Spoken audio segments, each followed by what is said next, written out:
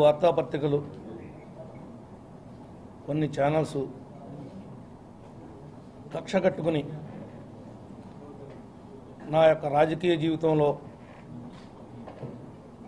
ఇబ్బంది పెట్టడానికి వాళ్ళ స్వార్థ రాజకీయాల కోసం ఈరోజు కుట్ర రాజకీయాలు చేస్తున్నారు।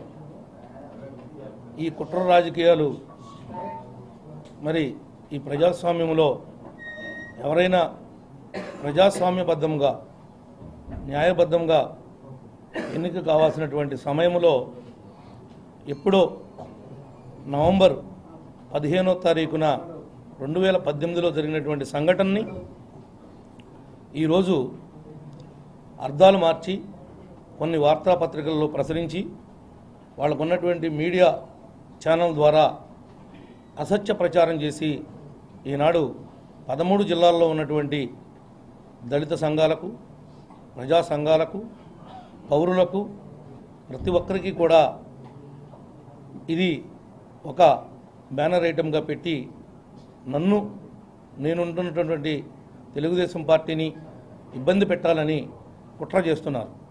ఈ కుట్రలో మీరందరూ కూడా ఒక్కసారి ఆలోచిస్తే నీ అమ్మ అనే దానికి ఏ విధంగా మరి అర్థం మారిపోతుందో, నీ అమ్మ బాగుందా, మీ అమ్మ బాగుందా అని అడిగితే బాగుందా అనేటువంటి పదాన్ని తప్పించి నీ అమ్మ అనే ఒక బూతు మాటని ఏ విధంగా అయితే చేస్తారో ఆ విధంగా ఈ రోజున మరి నా మీద ఆపాదించడం జరిగింది। వాస్తవానికి నేను మాట్లాడింది 30 సెకండ్ల వీడియో। రాజకీయంగా మీ గుర్తుపెట్టుకోండి ఒకటే, మీరు దళితులు, మీరు వెనకబడినటువంటి వారు, మీరు షెడ్యూల్ కాస్ట్ వారు, రాజకీయాలు మాకుంటాయి, మాకు పదవులు, మీకెందుకు రప్పించమన్నా కొడుకులారా కొట్లాట। రాజకీయంగా మీ గుర్తుపెట్టుకోండి ఒకటే, మీరు దళితులు, మీరు వెనకబడినటువంటి వారు, మీరు షెడ్యూల్ కాస్ట్ వారు, రాజకీయాలు మాకుంటాయి, మాకు పదవులు। దాన్ని ఎడిటింగ్ చేసి ఒక సినిమాలో కనుక ఎవరన్నా సినిమా తీసేటప్పుడు ఎక్కడెక్కడైతే మరి మొక్కలను తీసేస్తారో అట్లా మొక్కలను తప్పించి కావాలని కుట్రతో ఉద్దేశపూర్వకంగా నన్ను దళిత వ్యతిరేకిగా ముద్రేద్దాం అనేటువంటి ఈ ప్రయత్నాన్ని మీ అందరికీ కూడా తెలియపరచడం కోసం ఈరోజు మరి సమావేశాన్ని ఏర్పాటు చేయడం జరిగింది।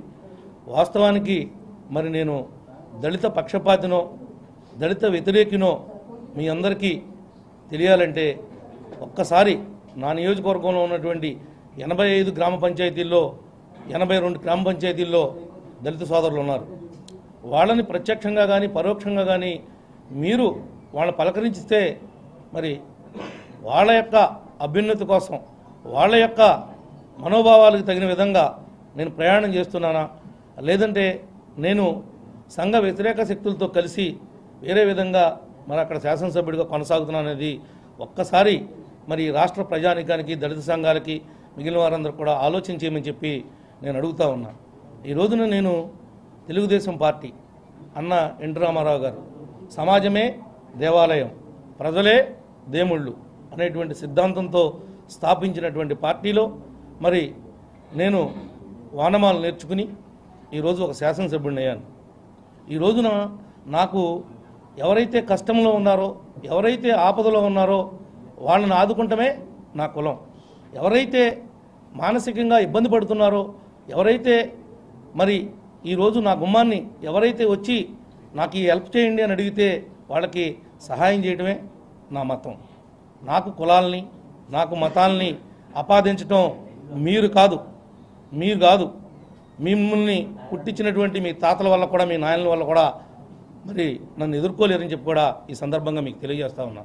ఎందుకనంటే ఈ ఎమ్మెల్యే పదవి కోసం నేను రాజకీయం చేయటంలా, నేను ఒక సామాన్య మధ్యతరగతి కుటుంబంలో పుట్టి ఈ రోజున రెండోసారి శాసనసభ్యుడిగా కూడా గెలిచాను। రేపో మాపో మరి ఎన్నికలు రాబోతా ఉన్నాయి, దాని పరిస్థితులను బట్టి పరిణామాలను బట్టి ఏ విధంగా నేను ఎదుర్కెళ్లాలో ఆ విధంగా తప్పనిసరిగా ఎదుర్కెళ్తాను। కానీ నన్ను ఎదుర్కొనడానికి మీరు ఈ రకమైనటువంటి కుట్ర రాజకీయాలు, ఈ రకమైనటువంటి కుతంత్రమైనటువంటి రాజకీయాలు చేయటం మీకు భావ్యమా అని నేను అడుగుతా ఉన్నాను. ముఖ్యంగా ఈ రోజున జర్నలిజం అనేది ఒక పవిత్రమైనటువంటి వృత్తి. జర్నలిజం అనేటువంటి వృత్తిని